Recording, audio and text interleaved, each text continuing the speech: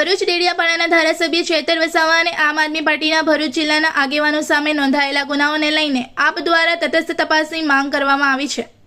આજે ભરૂચ કલેક્ટર કચેરી ખાતે મોટી સંખ્યામાં કાર્યકરો અને આગેવાનો એકત્ર થઈ જિલ્લા કલેક્ટરને આવેદનપત્ર પાઠવ્યું હતું।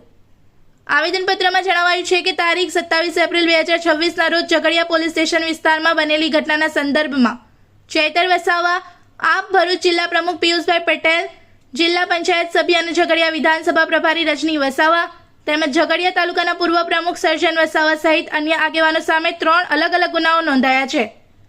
આપે આ કેસોને રાજકીય પ્રેરિત અને ખોટા ગણાવ્યા છે। પક્ષે આક્ષેપ કર્યો છે કે ચેતર વસાવા પર થયેલા કથિત હુમલા અંગે તેમની ફરિયાદ નોંધવામાં આવી નથી અને કેટલાક નિર્દોષ લોકોને કેસમાં ફસાવવાની ધમકીઓ આપવામાં આવી રહી છે। સાથે જ પક્ષે સરકાર અને ભાજપના નેતાઓ દ્વારા કોર્ટની કાર્યવાહી પર અસર પાડવાના પ્રયાસોના આક્ષેપો પણ કર્યા છે।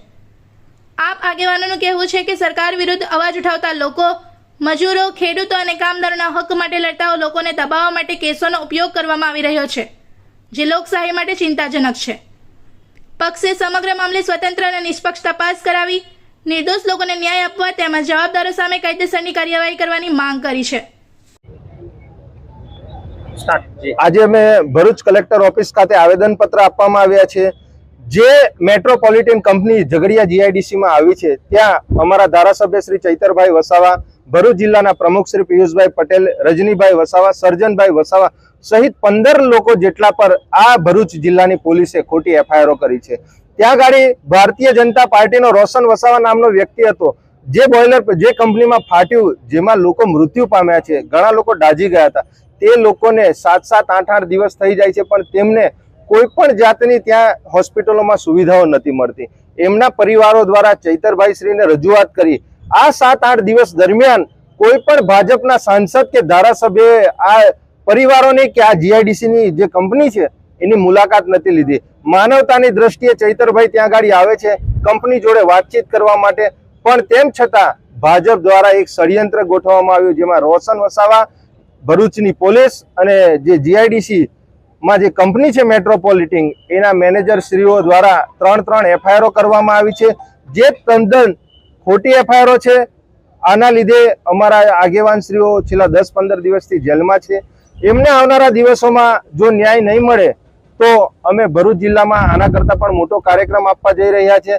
સાથે સાથે આજે ભારતીય જનતા પાર્ટી જ્યાં જ્યાં આમ આદમી પાર્ટીના જે આગેવાનો છે એ તમામ શિક્ષણનો મુદ્દો હોય, આરોગ્યનો મુદ્દો હોય, બેરોજગારીનો મુદ્દો હોય, કોઈ કામદારો સાથે શોષણ થતું હોય, આ તમામ મુદ્દાઓ પર મજબૂતાઈથી લડે છે અને મજબૂતાઈથી લોકોના પ્રશ્નો ઉઠાવે છે। એ આ ભારતીય જનતા પાર્ટીને ગમતું નથી। અમારા ધારાસભ્ય શ્રી એક સનદની જમીનનો એક સામાન્ય પ્રશ્નમાં એમને 7 વર્ષ જેટલી સજા કરવામાં આવી। અમારા આગેવાનો છેલ્લા 10-10, 15-15 દિવસથી એક સામાન્ય નોર્મલ કેસમાં એ લોકોને જામીન આજ સુધી આપતા નથી। જે રોશન વસાવા છે એને કંપનીમાં જે ગેટની અંદર પરમિશન કોણે આપી? જ્યારે એ આવ્યો ત્યારે અભદ્ર ટીકા ટિપ્પણી ચૈતરભાઈ જોડે કરતો હતો, ગાળાગાળી કરતો હતો, એણે છૂટી લાકડી પણ મારી, પણ તેમ છતાં એ વ્યક્તિ પર એફઆઈઆર કરવામાં નથી આવતી। કંપનીમાં જે બોઇલર ફાટ્યું, આજે તે કંપનીઓ પર ભરૂચ પોલીસે હજુ એક્શન લીધી નથી। તો ભાઈ, ન્યાયપાલિકા શું મરી ગયેલી છે? શું અહીંયા ગાડી ભરૂચમાં બે લોકતંત્ર કે બે સંવિધાનો ચાલે છે? તો જે લોકો અવાજ ઉઠાવે છે, જે લોકોનો પ્રશ્નોનું નિરાકરણ કરે છે, આજે તેવા લોકોને ન્યાય નથી મળતો, પણ જે લોકો પોતાનો અવાજ મજબૂતાઈથી ઉઠાવે છે આજે તેવા લોકો પર આ ભારતીય જનતા પાર્ટી આ ખોટા કેસો કરી, એફઆઈઆર કરી, એમને ષડયંત્રો કરી અને એમને જેલના હવાલે કરે છે।